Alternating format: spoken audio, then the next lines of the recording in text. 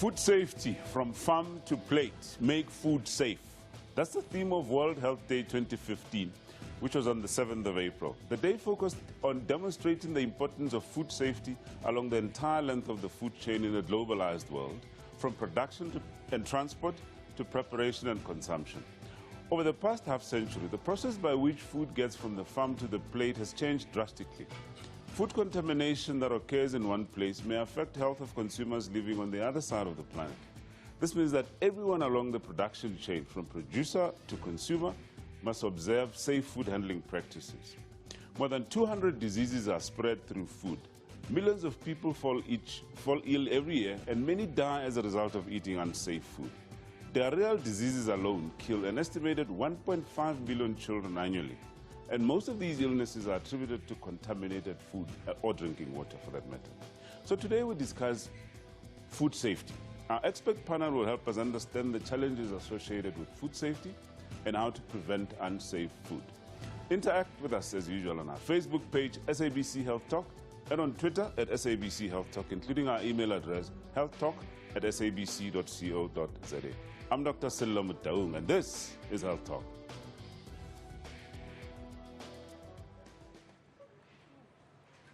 Public focus on food safety is an opportunity to alert governments, manufacturers, retailers and the public about the importance of food safety and the part that each can play in ensuring that the food on people's plate is safe to eat.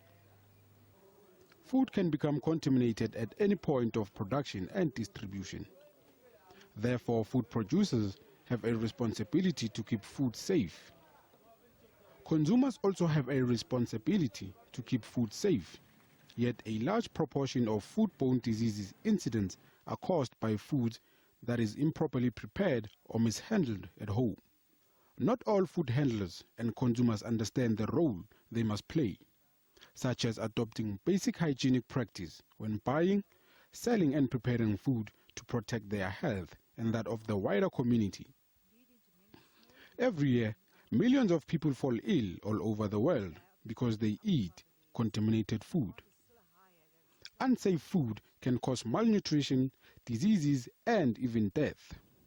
There are people who are buying whatever that they're buying, which is very smelly. So I think in this area it's not that very good.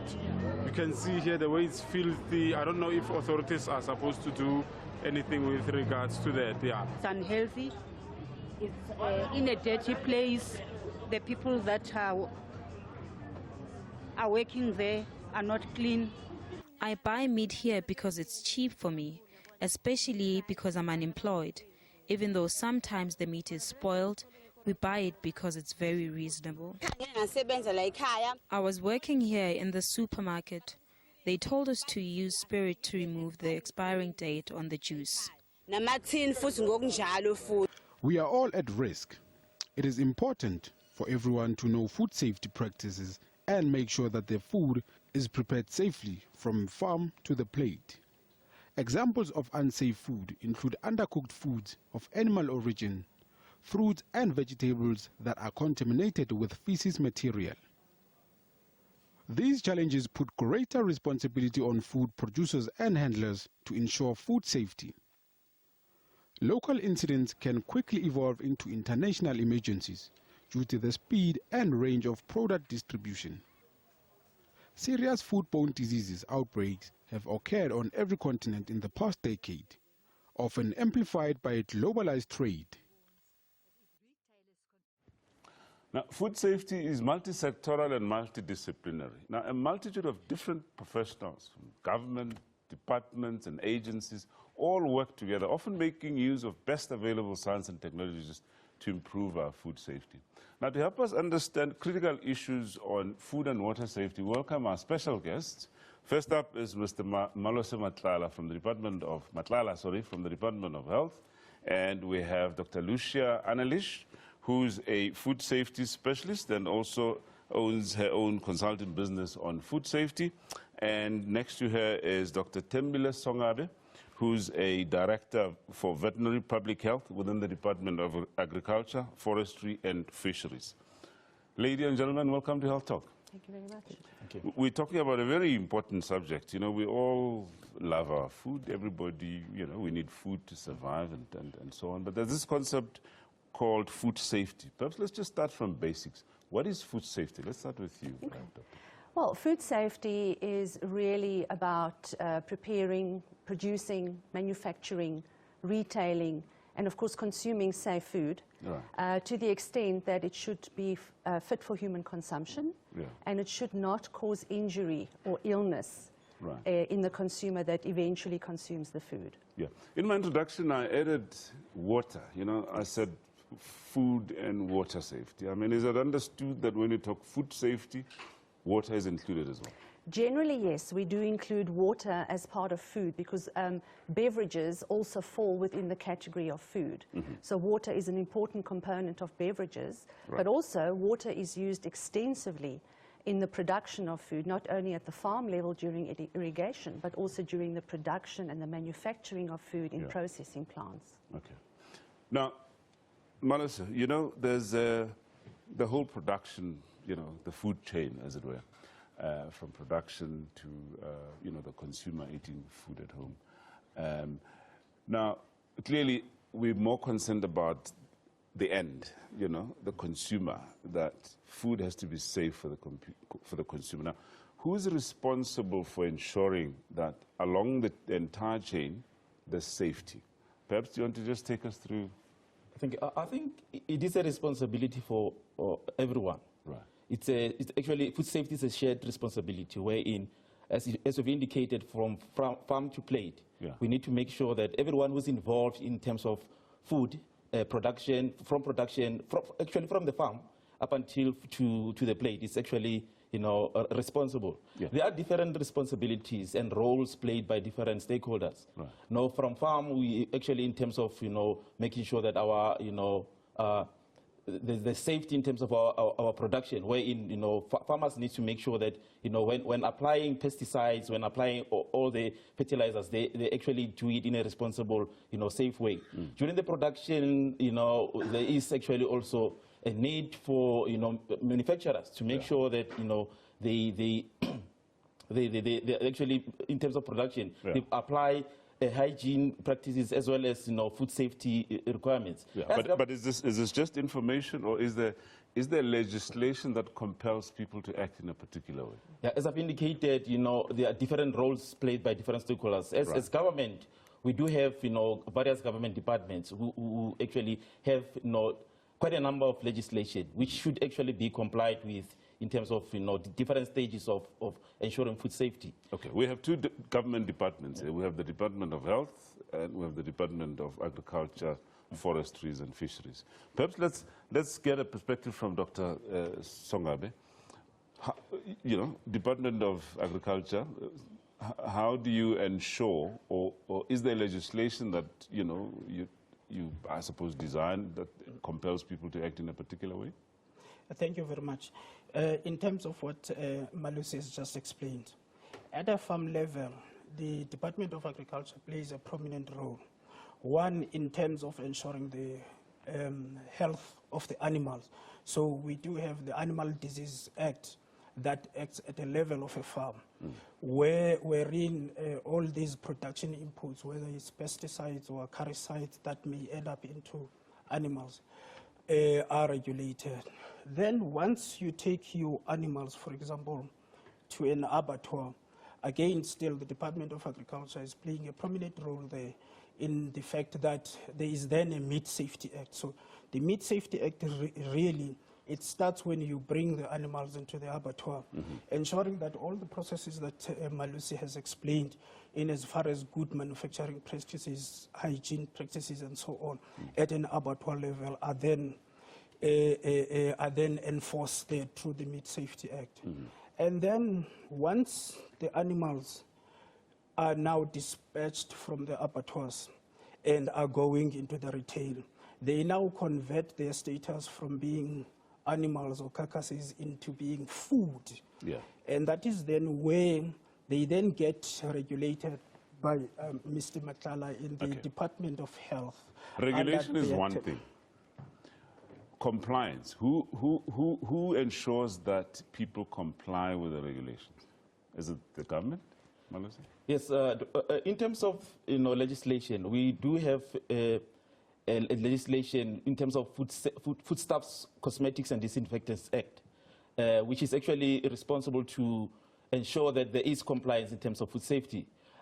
Under that act, we actually published quite a number of regulations, which actually starts with ensuring that we empower our inspectors, which are at local municipalities and district municipalities, to ensure that they are in a position to can inspect and monitor in terms of ensuring that there is compliance at different levels of food safety. So be it at retailers, at manufacturers, at also in terms of street informal settlement. We'll come back to that issue of compliance, because I really would like us to spend a little more time on that. But let's just get a perspective from, shall we say, civil society?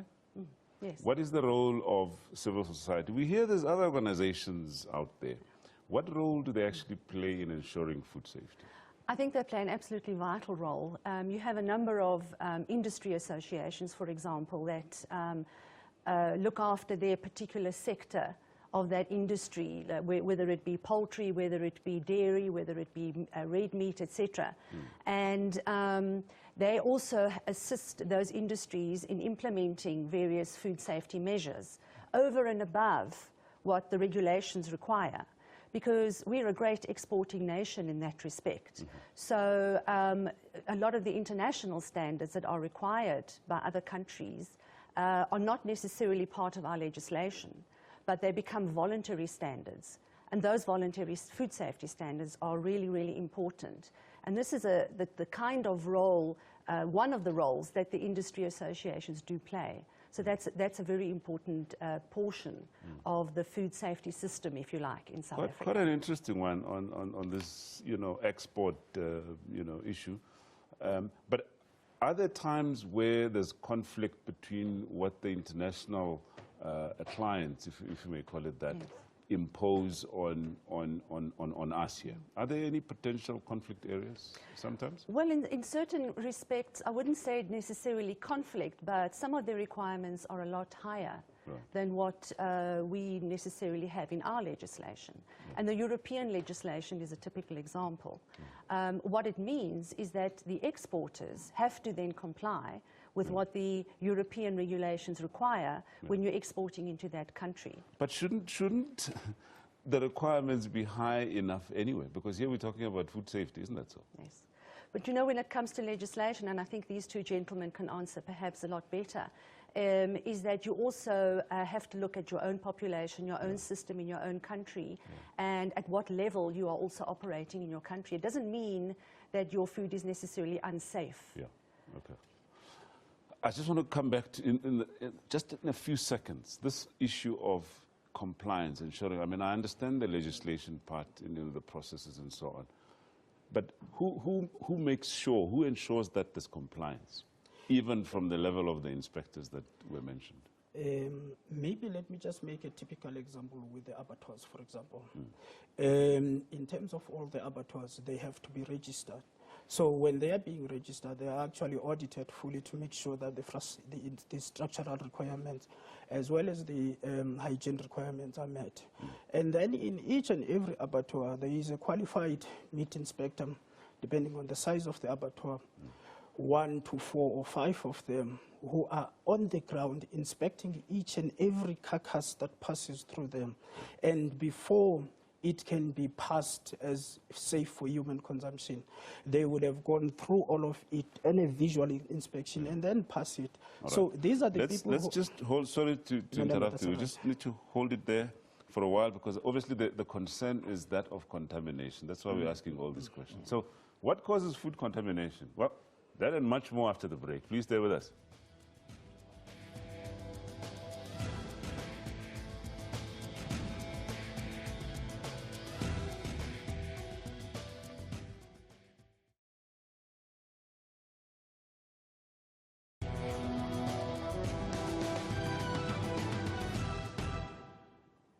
Now, there are many ways in which food can be contaminated. Today's food supply is complex and involves a range of different stages, including on-farm production, animal slaughtering, harvesting, processing, storage, transport, and distribution before the food actually reaches the consumer. In spite of all scientific and technological advances and the overall improvement of food control systems throughout the food chain, foodborne diseases persist as a cause of serious concern for the consumer. Contamination can occur anywhere along the food chain. Now, let's learn more about this from our guests. We now have Dr. Gerard Neethling, who's a veterinarian from the red meat industry.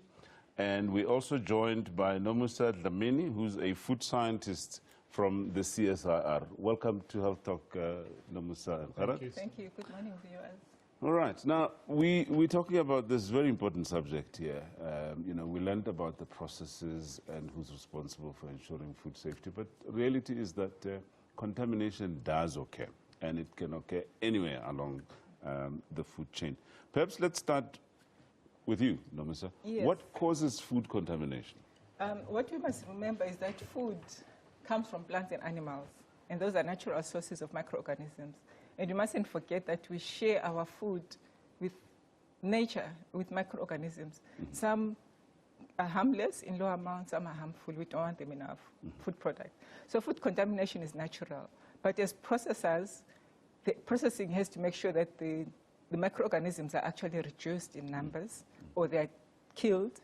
So yes, we cannot avoid in most instances. So you have these microorganisms, like your biological agents. Salmonella, E. coli, that occur naturally, especially in meat. Okay. I think Gerard can attest to that. Any other Yes. or stuff that can contaminate our food? Absolutely. There are some natural chemicals, and I call them natural because they are coming from microorganisms that land up in the food that could, over time, and for example, under bad storage practices, produce a toxin in the food, which is extremely difficult to get rid of in some cases. So some of these toxins are heat stable, so even though you may heat the product, the toxin will still be in the product at the end of the day. So it's not only the actual microorganism that will be harmful, but it's any other chemical it might produce that could be harmful. There are, of course, veterinary drug residues, pesticide residues, fertilizer agents out there, and that is the reason why we have regulations, to ensure that maximum levels are not exceeded. And that's also an important aspect. The third category is really the food additives, your colorants and so on that could be added to food. Again, those are regulated, and they are only the ones that are scientifically proven to be harmless to the consumer at specific levels are the ones that are permitted in food. There are those that are not permitted in food at all, and those are what we call adulterants. I think, in order just so that we don't miss anything, let's start at production food level. Let's just focus at production level. Gerard? So it's well known that obviously that there are major contaminants that is possible in the case of meat. And there are three critical factors that is managed in the production, in the abattoir and the slaughtering procedure. That is, we must slaughter a healthy animal. We cannot solve the problem of an unhealthy animal at the point of production.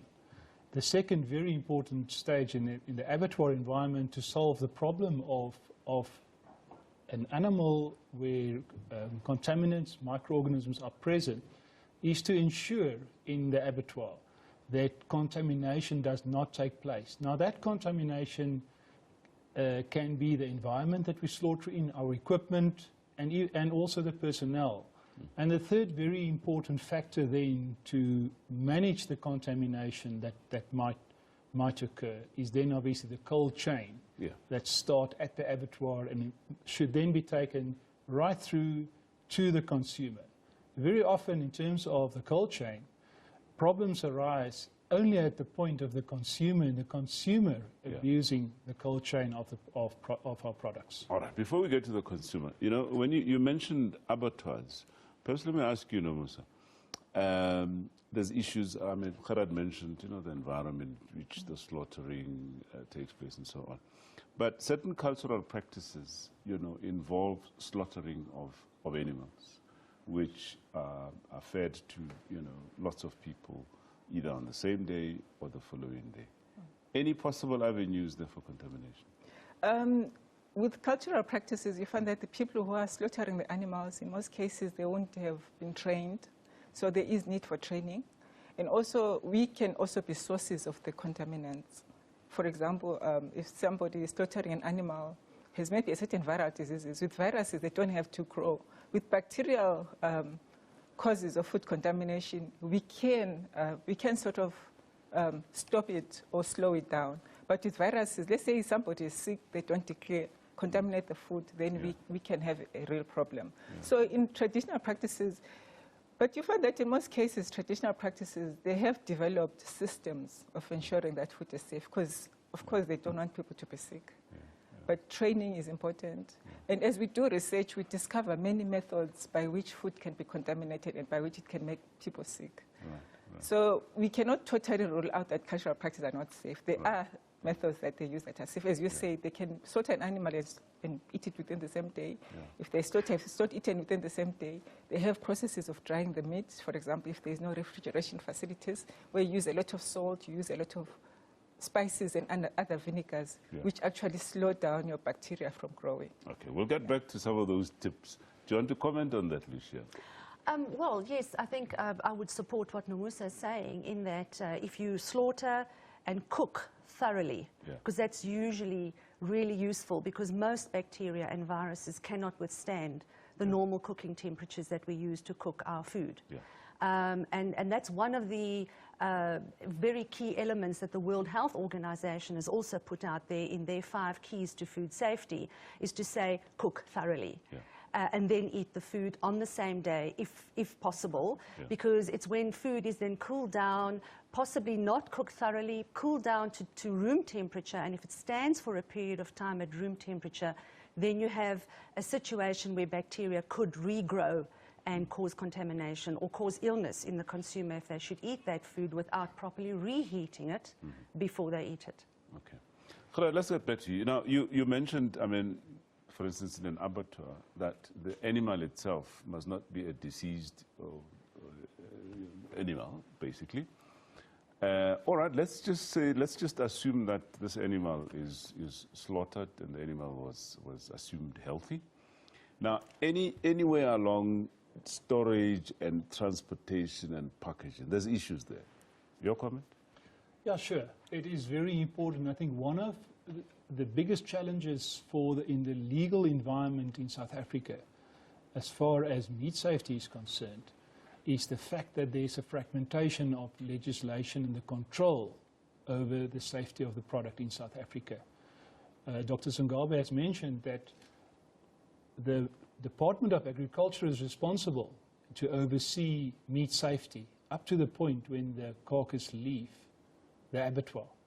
And then it moved to another department, to the Department of Health, who is responsible for the safety. And that fragmentation is a big cause of concern for the industry and need to be addressed to make sure that we can continue a safe environment up to the point to the consumer. So you're suggesting there's no smooth handover in that process from the Department of Health to the Department of Agriculture? No, there's definitely at this stage not a smooth transition of legislative control in South Africa. What about wholesalers and supermarkets and so on? Because there's further food handling there, packaging, before the consumer actually comes in to purchase. I think the big advantage that we have, and also with other legislation like the Consumer Protection Act, the bigger retailers cannot afford not to comply to the legislation and to make sure that we have a safe product.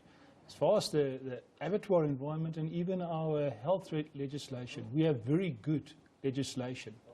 And the bigger retailers cannot be seen as being unsensitive to the requirements, the food safety requirements. So there's very good processes in place, but it is normally self-regulation. Okay.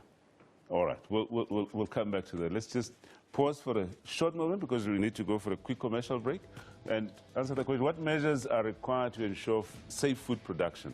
We find out after the break. Please stay with us.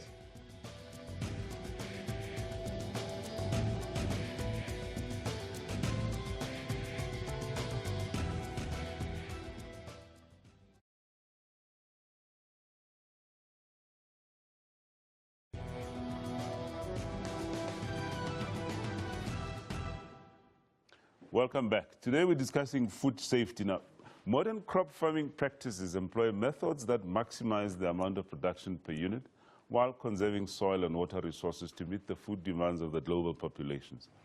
Now, these farmers often use substances such as fertilizers, insecticides, and herbicides that we had before in order to achieve these maximum production levels. On the other hand, animal farmers may use other substances such as antibiotics, steroids, and other animal growth stimulants in order to make sure that they also reach their maximum production levels. Now, let's understand from our guest how food safety can be achieved during production stages. We still have Gerard Neertling, a veterinarian from the red meat industry, Nomusa Dlamini, food specialist from the CSIR.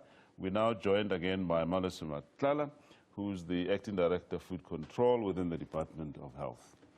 Okay, now, we understand the processes and we know the possible sources of contamination along the food chain. Now, let's now talk about the positive now. How can we ensure that at production level, the safe practices? Let's start with you, Gerard.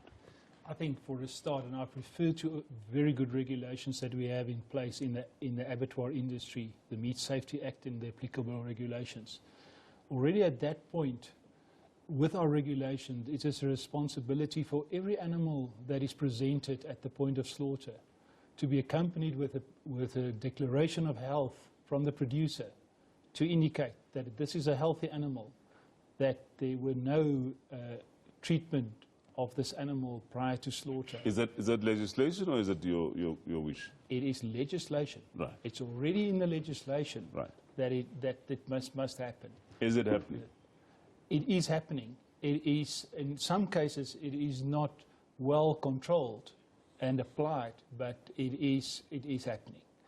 And the second point that is a very important point in the control is that at every abattoir there must be an authorized person, a meat inspector, under supervision of a veterinarian, that oversee.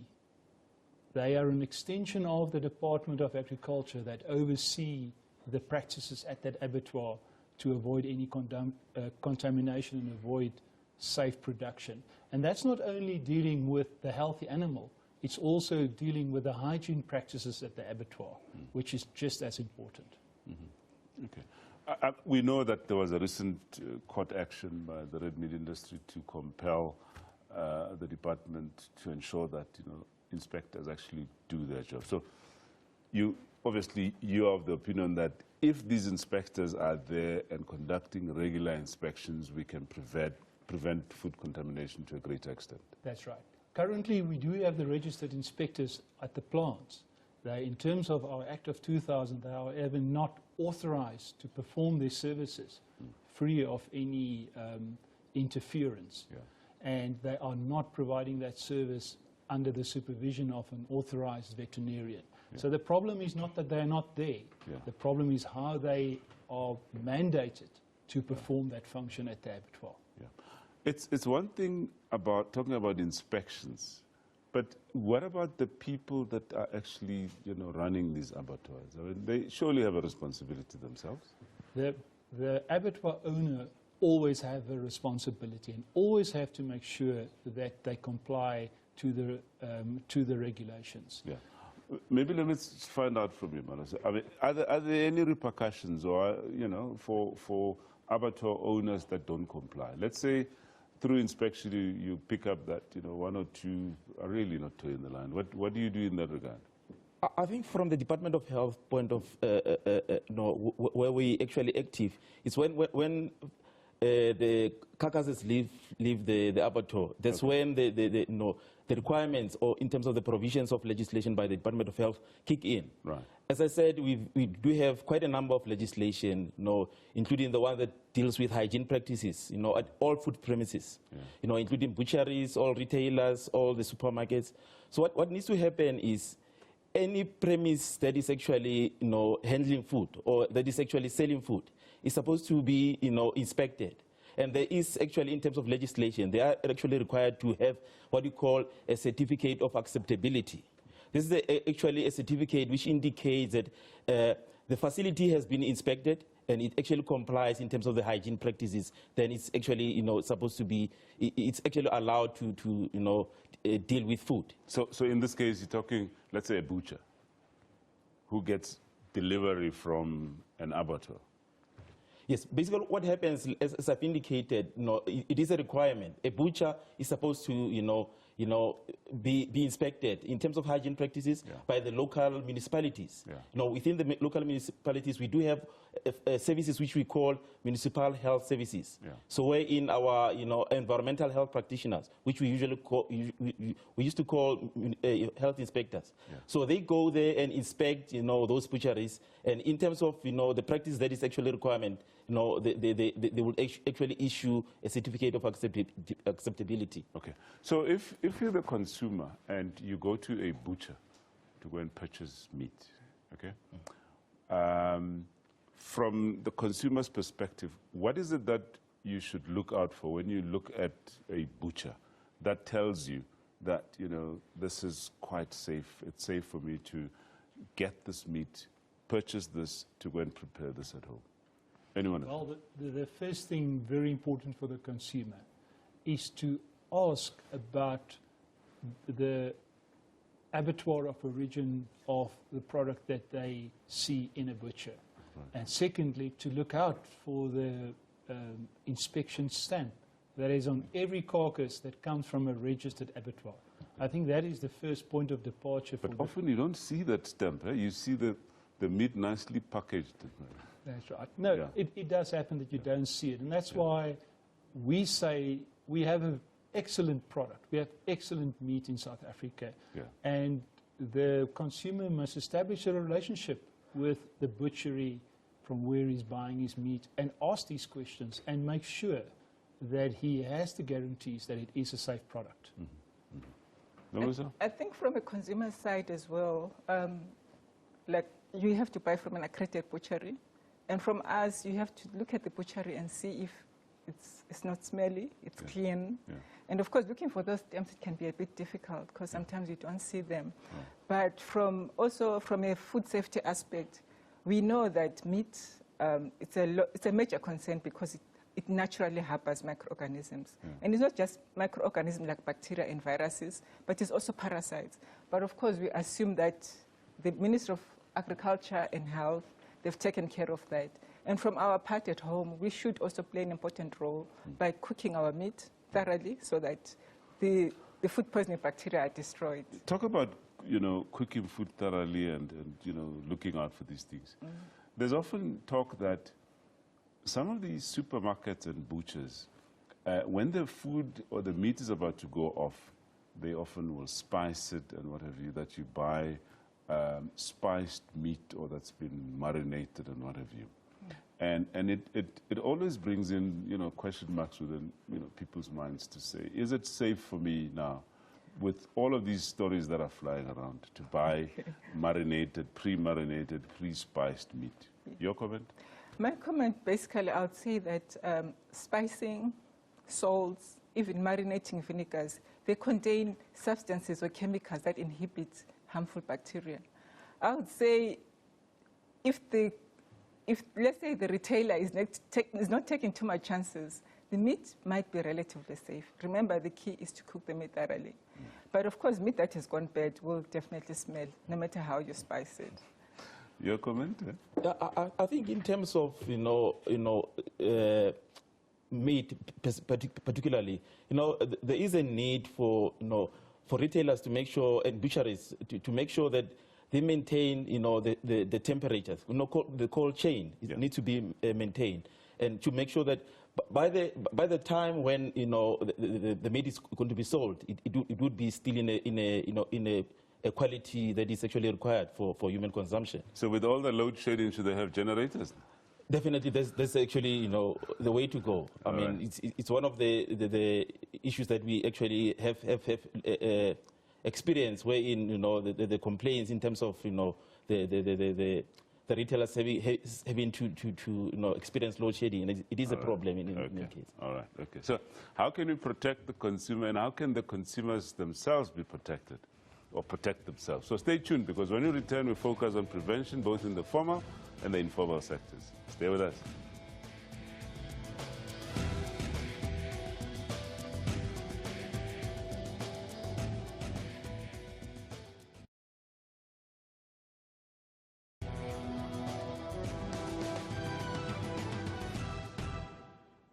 Consumers have an important and critical role in a comprehensive food system.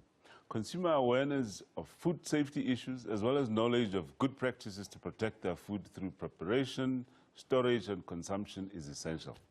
But how well informed are food consumers on food safety practices? Well, let's learn more about this from our guests. We still have Malo Sematlala from the Department of Health. We have Lucia Anilik, who's a food specialist, food safety specialist.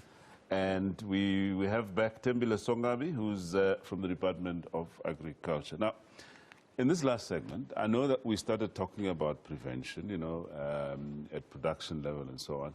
But let's focus on the consumer now, okay?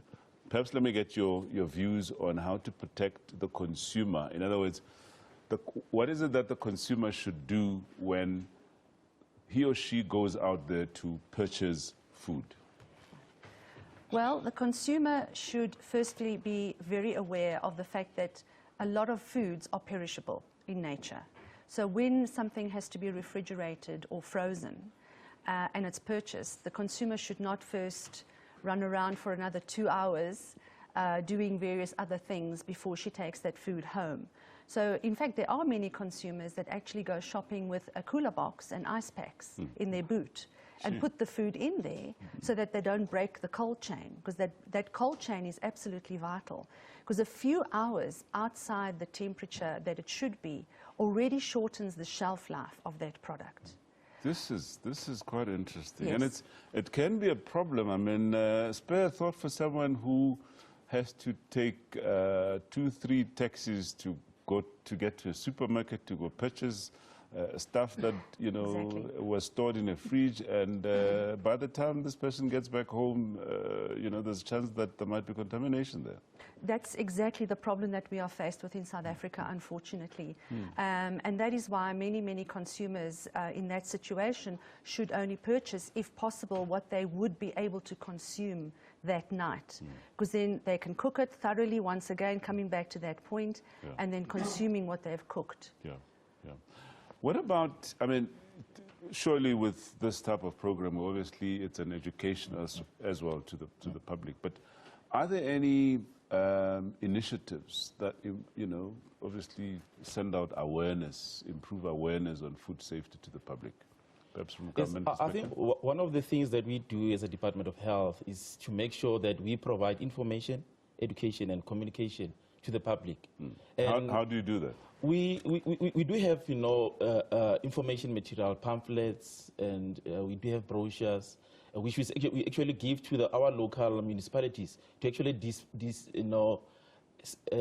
give out to the public. We have information around five keys to safer food, which actually is information that is actually put there in a simple language which can be understood for the consumers to actually make sure that they are aware in terms of how is it that they can actually make sure that their food is actually kept safe. From Department of Agriculture? Dr. Netling, when he was here, he actually mentioned one of the most important things that the consumers must do. And this is where when you go and buy the meat, you are looking for that stamp. Sometimes you don't see it, but you can actually inquire. Most of the systems we have in terms of the retail level have got very good traceability systems. So if you ask, where does this meat come from? you are actually able to get that information.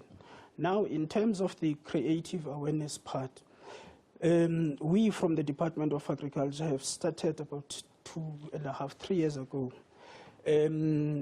episodes or certain seasons where we run the meat awareness campaigns. In this meat awareness campaign, we will have a short radio clip just that talks about ask where the meat comes from, what are things you should be worried about, and so on. We run this once a year for a certain period on radio, on print magazine, and also on TV. So we have already had short segments on TVs and radios that specifically talks to telling the consumer, be aware. You must ask about your meat. You must know that just buying a meat there that appears to be cheap may not necessarily be safer for you. So we have got this campaign on meat safety awareness in particular. We do understand that these measures are maybe a small dent in a bigger problem, and I think we are constantly trying to review around and see how can we make this message even more louder given the communication environment and so on. What about civil society? I mean, in terms of education, are there advocates of food safety out there that send out messages constantly? I think there are, but I don't think that's enough. I think that civil society can do much, much more in terms of the consumer specifically. And I think one of the things that I'd like to just address as far as what else the consumer could do is washing hands. You have no idea the impact of washing your hands, a simple procedure like that, and the impact it can have on preventing distribution or transmission of a food safety problem within the household and between different people. Yeah, sure. Yeah. And we're talking washing hands in the household, but it's just as important as in the supermarket by the food handlers themselves. That's a requirement. I mean, there are specific procedures when you do training of in the food manufacturing sector, for example, and there are hygiene policies that those sectors have in place. And people's hands are swabbed from time to time and sent away for testing for various organisms that typically could be found on hands to make sure that, in fact, the hand washing procedure is being done correctly. So if you go to a butcher and you see this person behind the counter with some cloth, you know, over the shoulder, and there's all sorts of flies, and uses the cloth to chase the flies away, you need to be suspect. Yes. Now, it's so very well, you know, talking about all of this in the formal food sector. The informal food sector. Perhaps let me get a view from you. Now, I mean, there's all sorts of chisanyamas and all sorts of things that, you know, places almost anywhere where people set up stalls to just sell food. How can we ensure that, you know, the safety in that informal environment? I think that is actually a problem in terms of, you know, informal, you know, sector. But again, it is actually one of the things that we actually, as a department, trying to do in terms of educating and creating awareness in terms of our, you know, street food vendors or informal sector, in terms of making sure that they practice hygiene, they actually, you know, are in compliance with their hygiene practices. You know, as Lucius indicated, washing hands, the utensils which they use, keeping the food in a temperature which is actually required, cooking food thoroughly. You know, I think you know, to some extent, you know, in terms of, you know, the foodborne illnesses, we haven't had that much of an issue around informal sector, because in most cases, you know, those food are actually thoroughly cooked. Well, maybe we don't know about that.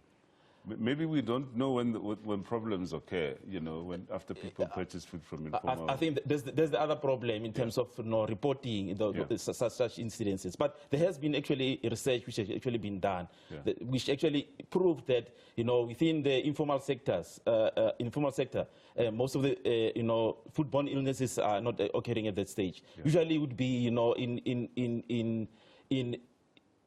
situations wherein there is mass catering. That's where we actually get the reports around, you know, such problems. Yeah. And earlier on we spoke about, you know, traditional practices that involve slaughtering and cooking food en masse. Any education out there, you know, that is directed at how to ensure that food is safe? Most definitely. I think our starting point is that within the Meat Safety Act, there is a direct regulation which stipulates that no meat shall be slaughtered outside the abattoir environment and then be offered for sale. Then when we give these exemptions where there are traditional practices, the certain religious practices and so on, that meat has to be slaughtered outside the abattoir. The awareness really that we send out is that meat still needs to be inspected by a knowledgeable person and so on. This is where we then try and inform, even at a local level, some tips on appreciating the basic diseases and so on, so that before that meat is consumed, even if it was slaughtered outside the abattoir, but it is inspected. Okay. You know what? This has been such a fascinating discussion. There's a lot more to talk about, but unfortunately, we just don't have the time. So I want to thank you very much for your contribution on this show and to all the other guests. Well, folks, it's on that note that we come to the end of our show today. So your views and comments, as usual, are extremely valuable to us. Please share these with us on Facebook by going to SABC Health Talk and like our page. Follow us on Twitter at SABC Health Talk. And drop us an email at healthtalk@sabc.co.za. Join us again next week on SABC News, and you can watch repeat shows at 2 p.m. and 10 p.m. And if you miss any of the shows, you can always get them on the YouTube channel. So for myself, Dr. Solomon Daung, and the rest of the crew here, it's a warm goodbye, and thank you so much for watching. Bye-bye.